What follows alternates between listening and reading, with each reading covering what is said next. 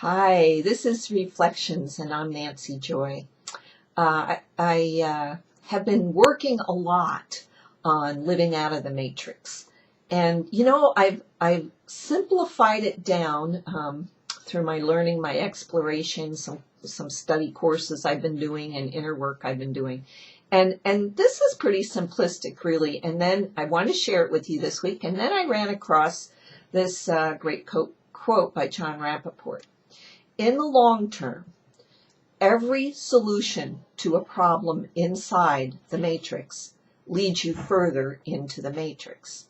When you are looking from and using and living by and through your creativity and your imagination, you are outside the matrix.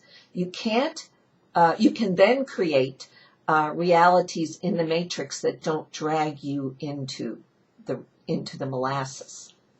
I really like that because, basically what John Rappaport is saying is the matrix is what's on your radar screen. And you respond to everything on your radar screen with your old patterns that have been created inside that field, inside that matrix. And, as we know, some of them are deep and some of them are ancient.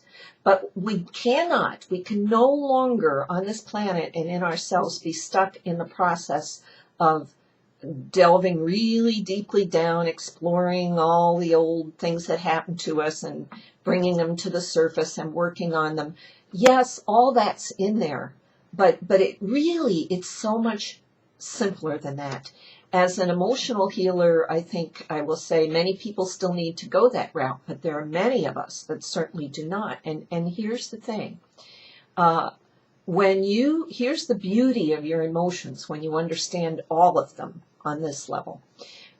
When you have a thought or are having thoughts and you pay attention to your feelings and they're not good, they're sad, they're angry, they're hurt, they're what we call negative emotions. It's because, and use this as your cue, it's this simple. It's because you are inside the matrix, stuck in an old pattern, living by what's on your radar screen. What you already know is so limited because your creativity and your imagination and your energy field when it's impassioned creates so far out of that matrix. And when you're in that space creating, you feel so good. So just pay attention. It's kind of like a thermometer. When it reaches a certain temperature, you're not feeling well.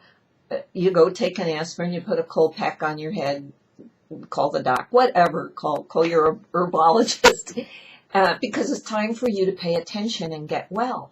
Well, it's the exact same thing with your thoughts and emotions. And it really is that simple to start correcting it. So, for example, I might wake up in the morning in a down place for whatever reason. And if I pay attention to my thought, it's usually a problem or a thing that's going on in my life that I'm not sure about, usually something that's in the future or happened in the past that's got me all in a bunch. And right then and there, when I realize I'm having these old program thoughts and my emotions are telling me these are not making you happy. We're here to tell you. We uncomfortable emotions are here to tell you that you need to do something. Great, thank you. Okay, thank you. I'm going to first shift my thought. So whatever it was I was thinking about, I'm going to redo it. Okay, suppose I wake up worried about paying my bills this week. There's just not enough money in my checking account. I'm worried about paying my bills, let's say. And I'm feeling really down, really scared, really upset. Okay, right away I thought, all right, just because the balance on the book tells me that I don't have enough money to pay my bills, that's what it says right at this moment. But it isn't the truth. I can create any reality out there out of that box. Who knows what might be in my mailbox today? Who knows who's going to order what on my website today? Who knows what trip of mine is going to light up and 4 new people are going to sign up? Who knows? So I move myself into a space of expectation. I allow myself to feel how good that will feel. Something like that will happen. And here's the other clue. Don't try to make it specific, like, oh, I need $500 tomorrow. Just allow that your shift and your good feelings that expand beyond your radar screen into and out of the matrix are going to create something out there in the universe, because we are creating our new reality, to come in and shift. And you have no idea what it is. Could be, I'm not going to be in this business tomorrow. I'm going to be doing something entirely different. Could be, I won the lottery. Could be anything.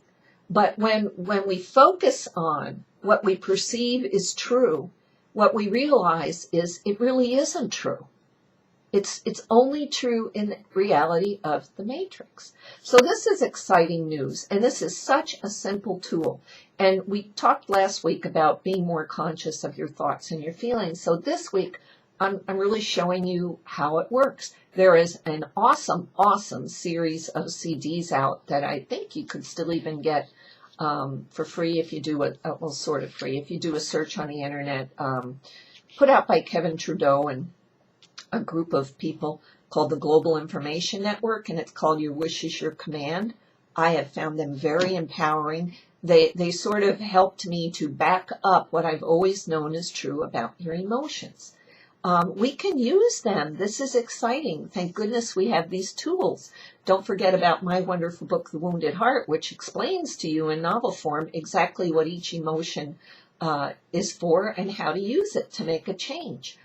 It's a terrific book. So you all have a great week. Try some of these exciting concepts. If you're already using them, use them passionately and often.